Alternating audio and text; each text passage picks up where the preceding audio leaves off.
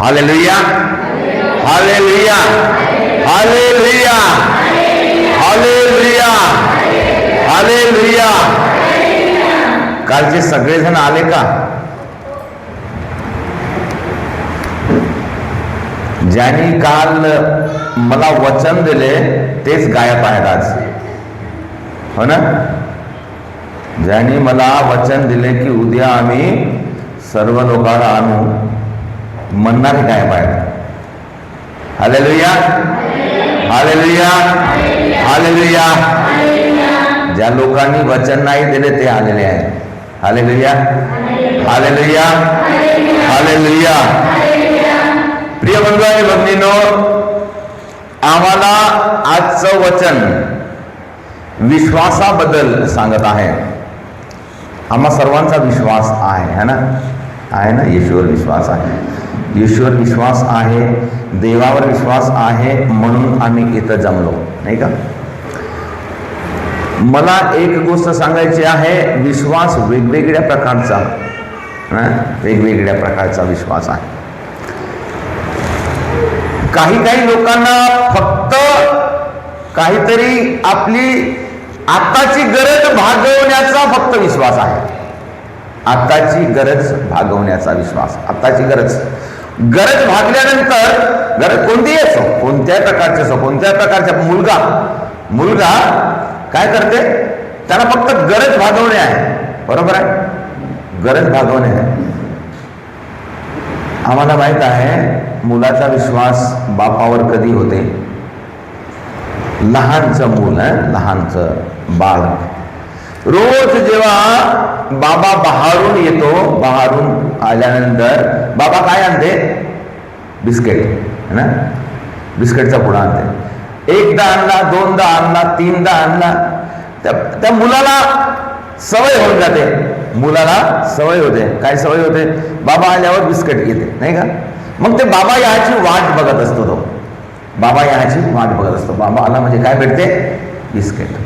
मग काही दिवस असं चालते, बाबा आल्या त्याला बिस्किट देते आणि मग याचा विश्वास बसते का बाबा आला म्हणजे मला बिस्किट भेटते. मग काही दिवस झाल्यानंतर या मुलाला समजते की बाबा बिस्किट कुठून आणते. बाबाच्या खिशात पैदा होत नाही बिस्किट, है ना? तर तिथं उत्पन्न नाही होत बाबाच्या खिशामध्ये. तर बाबा कुठून बिस्किट आणते? बाजूच्या दुकानातून बिस्किट आणते बाबा. तेव्हा त्या मुलाला माहित होते. आणि मग त्या मुलगा काय करते? ते बिस्किट कसं त्या दुकानातून कसं भेटते ते माहिती करून घेते. त्या दुकानातून बिस्किट पैशानं भेटते. मग पहिलं बाबा याची वाट पाहत होता. आता बाबा आल्यावर बिस्किट नाही, आता त्याला काय पाहिजे? पैसे. त्याला काय पाहिजे? पैसे. मग बाबाकडून पैसे भेटो किंवा आईकडून पैसे भेटो, कुठूनही पैसे भेटो, त्याला काय पाहिजे आता? पैसे. काहीसाठी? बिस्किट घ्यायचे. आता बाबा आल्याची वाट पाहिजे, गरज नाही. आता त्याला बाबाची गरज नाही. आता त्याला बाबाची गरज नाही. आता कशाची गरज आहे? त्याला पैशाची गरज आहे. मग याचा विश्वास कशावर बसला? आता पैशावर. आणि बाबानं का म्हणून त्याला बिस्किट दिलं? कारण बाबा त्याच्यावर प्रेम करतो. पैसा बाबासाठी काही महत्वाचा नाही. बाबासाठी काय महत्वाचं आहे? मुलाचं प्रेम. आपलं प्रेम मुलाला देणं. बिस्किट नाही, प्रेम. बाबाने प्रेम केलं. परंतु मुलाने काय पाहिलं? मुलानं प्रेम नाही पाहिलं. मुलानं प्रेम नाही पाहिलं. मुलानं काय केलं? मुलानं फक्त गरज पाहिली. माझी गरज. बाबा बिस्किट आणत होता, बिस्किट बाबाकडून भेटत होतं. त्याच्यानंतर त्याला समजलं की आता पैशानं बिस्किट भेटते, आता मला बाबाची गरज नाही. कोणी असो, बाबा असो, आई असो, कोणी असो, मला काय द्यावं? मला पैसे द्यावं. हे बंधू आणि भगिनी, अशा प्रकारे आमची सुद्धा तशीच वृत्ती आहे. आमची सुद्धा तशीच वृत्ती आहे. देवाने आमच्यावर खूप खूप प्रेम केलं आणि प्रेमापायी आम्हाला भरपूर दिलेला आहे. भरपूर दिलेला आहे. आम्हाला आता काही दुसऱ्याची गरज पडणार नाही. आणि जे गरज आहे ते आमची काय आहे? आमचं काय आहे? लोभ आहे. लोभ. आमचा भरपूर लोकांना लोभ आहे. आज प्रभू आम्हाला आमचा विश्वास दृढ करण्यासाठी सांगत आहे. आमचा विश्वास कशावर दृढ करावा? आमचा विश्वास आहे आम्हाला सगळ्याला, नाही का? विश्वास आहे, देवावर विश्वास आहे, परंतु तो विश्वास आम्ही दृढ केला पाहिजे, मजबूत केला पाहिजे आणि त्या विश्वासानुसार आम्ही चाललं पाहिजे. आम्ही करतो, प्रभूचे कार्य करतो, प्रभूच्या नावामध्ये जीवन जगतो. प्रभू म्हणत आहे, मला प्रभूजी म्हणणारे प्रत्येक जणच स्वर्गात जातील अशी काही गॅरंटी नाही. प्रत्येक जण प्रभूजी म्हणणारे प्रत्येक जण स्वर्गात जातील असं काही जरुरी नाही आहे. कारण काय आहे? प्रभूजी म्हणणारे भरपूर आहेत, परंतु मनापासून प्रभूचे अनुसरण करणारे फार कमी आहेत. तर मग कोण स्वर्गामध्ये जाईल म्हणत आहे? जो माझ्या स्वर्गीय पित्याच्या इच्छेप्रमाणे वागतो त्याचा होईल. जो माझ्या पित्याच्या इच्छेप्रमाणे कोण वागतो? जो खऱ्या देवावर प्रीती करतो, देवाची प्रीती ओळखतो आणि त्याच्यावर प्रीती करतो, तो प्रीती करणारा, देवावर प्रीती करणारा देवाची इच्छा पाळतो, अनुसरण करतो. म्हणून आम्हाला आमचा विश्वास आम्ही पाहायचा असेल तेव्हा आम्ही काय पाहावं? आम्ही जेव्हा प्रभूजी म्हणतो, किंवा आम्ही जय येशू म्हणतो, किंवा आम्ही प्रभूचे आहो असं म्हणतो, तेवढं पाहायला नाही जमणार. तर आम्ही आमचा ख्रिस्ती ह्या नात्याने व्यवहार कसा आहे ते पाहिल्याने आम्हाला स्वर्ग मिळेल, किंवा आमचा विश्वास किती दृढ आहे ते आम्हाला समजेल. परत प्रभू येशू एक उत्तम उदाहरण देऊन सांगत आहे, समोरच्या वचनामध्ये सांगत आहे की त्याने आपले एक उदाहरण देऊन सांगत आहे, जो प्रत्येक जण ही माझी वचने ऐकून त्याप्रमाणे वागतो तो कोणा एका सुज्ञ मनुष्यासारखा ठरेल. सुज्ञ म्हणजे काय? शहाणा ना, शहाणा. सुज्ञ म्हणजे शहाणा, समजदार, समजणारा. हे समज फार महत्वाचे आहे. आमच्या विश्वासामध्ये आणि आमच्या व्यवहारामध्ये अडथळा येणारा किंवा आम्हाला काय म्हणतात दिशाहीन करणारी आमची समज आहे. मी उदाहरण दिलेलं तेच, मुलगा बाबाविषयी कसा समजत आहे ते त्याच्या समज, लहान मुलाला तेवढी समज नाही, परंतु त्याची एक आशा तीच एक आहे, त्याला डायव्हर्ट करत आहे. त्याने बिस्किटाकडे पाहिलं, बाबाच्या प्रेमाकडे नाही पाहिलं. आज आम्ही सुद्धा काय करतो? आम्ही कशाकडे पाहतो? आमच्या लोभ लालचकडे पाहतो, संपत्तीकडे पाहतो. म्हणून आम्ही प्रभूचे प्रेम ओळखत नाही. आणि ते कुठून सुरुवात होते? आमचा शहाणपणा, आमची बुद्धिमत्ता, आमची विचारसरणी, विचार करण्याची जे क्षमता आहे.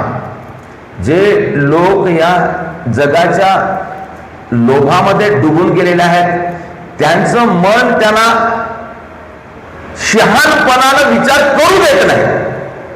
पैसा, लोभ, लालच एवढी त्याच्यावर हावी होऊन गेलेली आहे की तो या जगाच्या लोभ लालच मध्ये डुबून गेलेला आहे. आणि मग त्याचं मन शहाणपणाने विचार करण्यासाठी त्याच्यामध्ये क्षमताच नाही राहिली आहे. फक्त एका बाजूने विचार करणार, पैसा आहे तर सर्व काही आहे.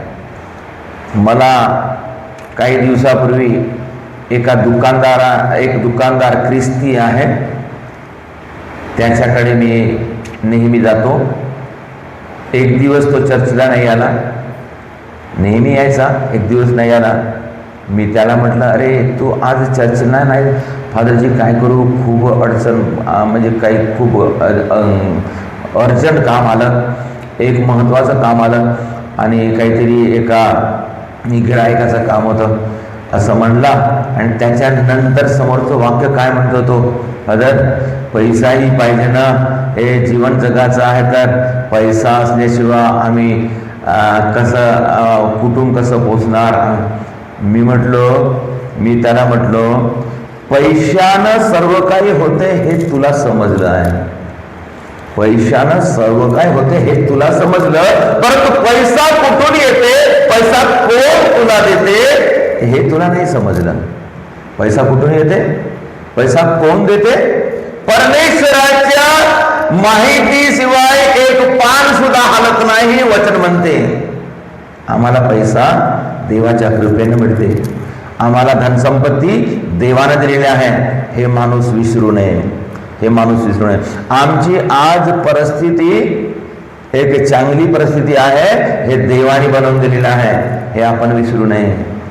आम्हाला देवाने वर उठवलेलं आहे, हे आपण विसरू नये. आजपर्यंत आम्हाला देवाने पालन पोषण केलं आहे, आजही आमचे पालन पोषण देवच करत आहे, हे आपण विसरू नये. तर आमच्या मनामध्ये कसा दिशाहीन झालेली आहे त्याच्यावर आपण चिंतन करण्याची गरज आहे. आणि म्हणून याच्यामध्ये म्हणत आहे, मनुष्य जो सुज्ञ मनुष्यासारखा, सुज्ञ मनुष्य कसा आहे, त्याने आपले घर खडकावर बांधले. सुज्ञ मनुष्य खडकावर बांधतो घर. सुज्ञ मनुष्य म्हणजे शहाणा मनुष्य, खडकावर घर बांधले. मग पाऊस पडला, पूर आला, वराई सुटला व त्या घरास लागला, तरी ते घर पडले नाही, कोसळले नाही, कारण ते घर कसं होतं, खडकावर बांधलेलं होतं. आणि त्याच्यानंतर पुन्हा एक तसाच एक माणसाविषयी सांगत आहे, तसेच जो कोणी ही माझे वचने ऐकून त्याप्रमाणे वागत नाही, जो व्यक्ती माझे ऐकून सुद्धा, माझं ज्ञान मिळून सुद्धा, माझं प्रेम मिळून सुद्धा, माझ्याकडून सर्व सुविधा मिळून सुद्धा तो तसा वागत नाही, तो कोणा एका मूर्ख माणसासारखा आहे. मूर्ख माणूस, मूर्ख माणसासारखं म्हणजे काय? मूर्खाची काही गॅरंटी नाही, कधी त्याचं नष्ट होईल, कधी त्याला धोका होईल, काही सांगता येत नाही, कारण ते शहाणपणाने केलेला निर्णय नाही आहे. कसा केलेला निर्णय आहे? लोभाने केलेला निर्णय आहे, शहाणपणाने नाही, लोभाद्वारे. जगाच्या लोक लालच्यामध्ये किंवा जगाला अनुसरून जग काय करताय, जग कसं आहे आज, कॉम्पिटिशन आहे. त्याला ते मिळालं तर आणि त्याच्यापेक्षा मला एवढं, त्यात तसं झालं तर मला माझा अशा प्रकारे प्रगती. अशा प्रकारे ह्या जगामध्ये, जगाच्या शर्यतीमध्ये आम्ही स्वतःला जेव्हा वाढवतो, तो कसा आहे माणूस?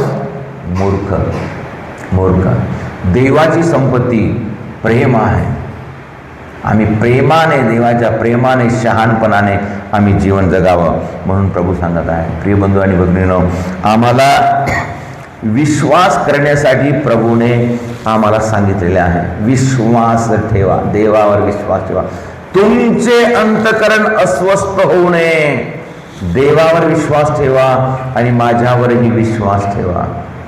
आम्ही कॅथलिक धर्माच्या विश्वासाने आम्ही प्रेषितांचा श्रद्धा स्वीकार आम्ही म्हणतो. आम्ही कोणत्या कोणत्या गोष्टीवर विश्वास ठेवतो त्याची आवृत्ती त्या प्रार्थनेमध्ये आम्ही करतो. आम्ही देवावर विश्वास ठेवला पाहिजे. असं नाही की देव माझी आज गरज पूर्ण करीलच म्हणून नाही, परंतु देव माझी गरज आज पूर्ण नाही केलाही तरी तो माझा बाप आहे म्हणजे आहे, तो बदलत नाही. तो माझा देव आहे म्हणजे आहे, तो माझा देव आहे, मी त्याचं लेकरू आहो. आणि आमच्या दोघांमध्ये कोणता संबंध आहे? बाप आणि लेकाचा जो संबंध आहे ते कधीही तुटू नये. मला अडचण आली तरी तुटू नये, मला त्रास झाला तरी तुटू नये, मी गरीब झाला तरी तुटू नये. माझा आणि देवाचा हा जो संबंध आहे तुटू नये. देवाने मला आपलं लेकरू बनवून घेतलेलं आहे. काळाने पाहिलं, बाप्तिस्म्याद्वारे देवाने आम्हाला आपलं लेकरू बनवलेलं आहे. प्रिय बंधू आणि भगिनींनो, माझ्या आणि माझ्या बापाच्या मधामध्ये पैसा, धनसंपत्ती, कमाई ही येऊन माझा आणि माझ्या बापाचा संबंध तोडू नये. शेवटी आम्ही कधीपर्यंत हे धन धन धन दौलत हे बिझी, एवढं व्यस्त, देवासाठी बिलकुल वेळ नाही, देवासाठी प्रार्थना करायला वेळ नाही. आपल्या तोंडातून हे प्रेषितांचा श्रद्धा स्वीकार म्हणून आपला विश्वास प्रकट करायला वेळ नाही. हे कुठपर्यंत? मरेपर्यंत. मेल्यानंतर काय आहे? काल आम्ही वाचलं गलतीकारास पत्र अध्याय 6 ओवी 7 पासून. कोणाकडे बायबल आहे का? कोणाकडे बायबल आहे का? कोणाकडेच नाही. काल आम्ही पाहिलं होतं किती कुमारिका होत्या? कुमारिका किती होत्या? किती? एकही नव्हती का? एकही नव्हती? 10 होत्या. 10 होत्या कुमारिका. त्याच्यापैकी 5 शहाण्या होत्या. त्याच्यापैकी 5 शहाण्या होत्या. आमच्यापैकी किती शहाण्या आहेत? एकही नाही. त्याच्यामध्ये 5 तरी होत्या, एकही नाही. Hallelujah, hallelujah. येशूला धन्यवाद, येशूला धन्यवाद. येशूची स्तुती हो, येशूची महिमा हो, येशूची आराधना हो. Hallelujah, hallelujah, hallelujah. मी वाचून दाखवतो तुम्हाला. गलतीकारास पत्र अध्याय 6 ओवी 7 पासून वचन सांगत आहे, फसू नका. काय म्हणत आहे? फसू नका. तुम्ही फसू नका आणि देवालाही फसवू नका. तुम्ही फसू नका, देवाला फसवू नका. कारण माणूस जे काही पेरतो त्याचेच त्याला पीक मिळते. माणूस जे काही पेरतो त्याचेच त्याला पीक मिळते. काल मी सांगितलं तुम्हाला, तुम्ही धान जेव्हा पेराल आणि कापूस वेचासाठी बाया न्याल तर बाया कापूस वेचतील का? नाही. शेतकऱ्यांना तर कापूसच नाही. काय आहे? धान आहे. तुम्ही धान पेरला ना, मग धानच मिळेल तुम्हाला. ठीक आहे. तर आणि जो आपल्या देह स्वभावासाठी पेरतो त्याला देह स्वभावापासून नाश हे पीक मिळते. जे आम्ही देह स्वभावासाठी पेरतो, काय पेरतो? देह स्वभावासाठी धन संपत्ती. देह स्वभाव म्हणजे हे आमचं शरीराची गरज पूर्ण करण्यासाठी. आम्ही मेल्यानंतर आम्ही काय घेऊन जाणार? फक्त हे नाश होणारे शरीरच घेऊन जाणार. काही नाही. परंतु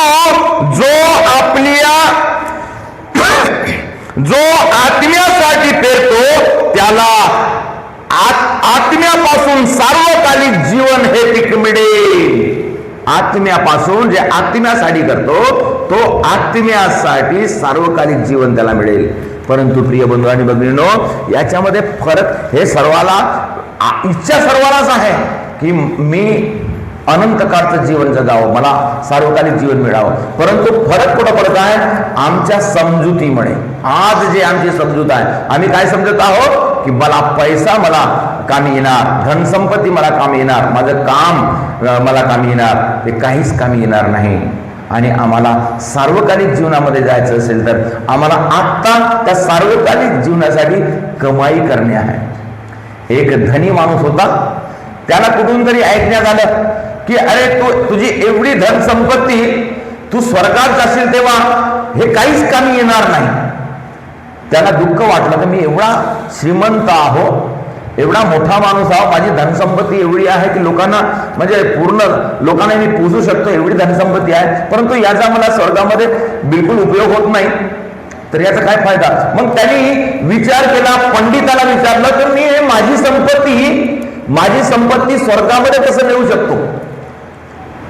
पुष्कळ लोकांनी प्रयत्न केला सांगण्यासाठी, त्यांनी सांगितलं नाही, हे धनसंपत्ती कोणीच नाही शिकू शकत, आणि स्वर्गामध्ये कोणीच नाही नेऊ शकत.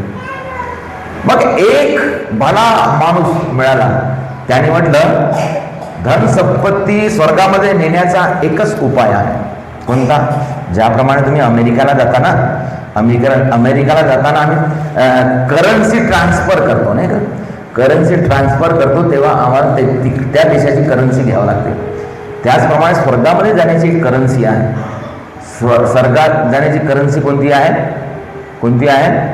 आमची धनसंपत्ती कशामध्ये बदलवलं पाहिजे? पुण्यामध्ये जेव्हा आम्ही आमची धनसंपत्ती बदललो तर आम्हाला स्वर्गामध्ये ती संपत्ती घेऊन जाता येते. आम्ही आमच्या जीवनामध्ये काय केलं पाहिजे? पुण्य केलं पाहिजे. आमची जी धनसंपत्ती आहे पुण्यासाठी वापरलं पाहिजे. संत फ्रान्सिस असिसीनं काय केलं? आपली धनसंपत्ती गरीबाला वाटून दिलं. आणि तो धन्य झाला. प्रिय बंधू आणि भगिनीनो, आम्ही स्वार्थाने जेव्हा जीवन जगतो तेव्हा आम्हाला ते स्वार्थाचं जीवन आम्हाला स्वर्गामध्ये नेत नाही. Hallelujah, hallelujah, hallelujah. आम्ही देवावर विश्वास ठेवल्याने देव आम्हाला स्वर्गात जाण्याचा मार्ग सांगतो आणि आम्हाला विश्वासामध्ये दृढ बनवतो. आणि म्हणून आम्ही मत्तयाचे शुभवर्तमान अध्याय 16 मध्ये वाचतो, पेत्राने येशूला म्हटले, तू जिवंत परमेश्वराचा पुत्र आहेस. असं म्हणून जेव्हा पेत्रानं कबूल केलं त्याच वेळेस येशूनं काय म्हटलं, पेत्रा तू धन्य आहेस आणि तू खडक आहेस आणि ह्या खडकावर मी माझी मंडळी उभारीन. म्हणजे कशावर उभारीन? खडकावर. खडकावर म्हणजे काय? पेत्र खडक म्हणून त्याला दर्शवण्यात आला. तो खडक नाही, परंतु त्याचा विश्वास जो आहे तो खडकासारखा आहे. आमचा विश्वास खडकासारखा झाला पाहिजे. आणि तेव्हा आम्ही एक खडकावर वसलेली मंडळी, देवाचे लेकरे म्हणून जगणारी मंडळी, देवाच्या विश्वासाने जगणारी मंडळी. देव मला काही देते म्हणून नाही, देव आम्हाला आपोआप देते. देवाला मागायची गरजच नाही पडत, मागायची गरज नाही. देव आम्हाला ऐश्वर्य देते, सामर्थ्य देते, देव आम्हाला आरोग्य देते, देव आम्हाला मान सन्मान देते, देव आम्हाला काबिल बनवते, देव आम्हाला आमच्या गरजा पुरवते. प्रिय बंधू आणि भगिनींनो, आपण विश्वास ठेवूया. देवावर विश्वास ठेवणाऱ्याला कधीही हताश होण्याची गरज पडणार नाही. वचन सांगते, देवावर विश्वास ठेवणाऱ्याला कधी हताश होण्याची गरज पडणार नाही. रोमकरास पत्र अध्याय 10-11 मध्ये सांगत आहे. परंतु जे लोक या धनसंपत्तीच्या आधारावर जीवन जगणारे, एक दिवस ते हताश होतील, नाराज होतील, त्याला पस्तवावे लागेल. ते होतील किंवा त्यांचे मुलं बाळ होतील, त्यांचे खानदान होईल. कारण काय आहे? हे धनसंपत्तीला काही आधार नाही आहे. देवाच्या विश्वासाने जीवन जगल्याने आम्ही कोणी नष्ट होणार नाही. आम्ही कोणी, मी नाही, माझे मुलं बाळ नाही, आमचे मुलं मला पाहिले पाहिजे, आई वडिलाला पाहिले पाहिजे. काय पाहिले पाहिजे? माझे आई वडील काय करतात?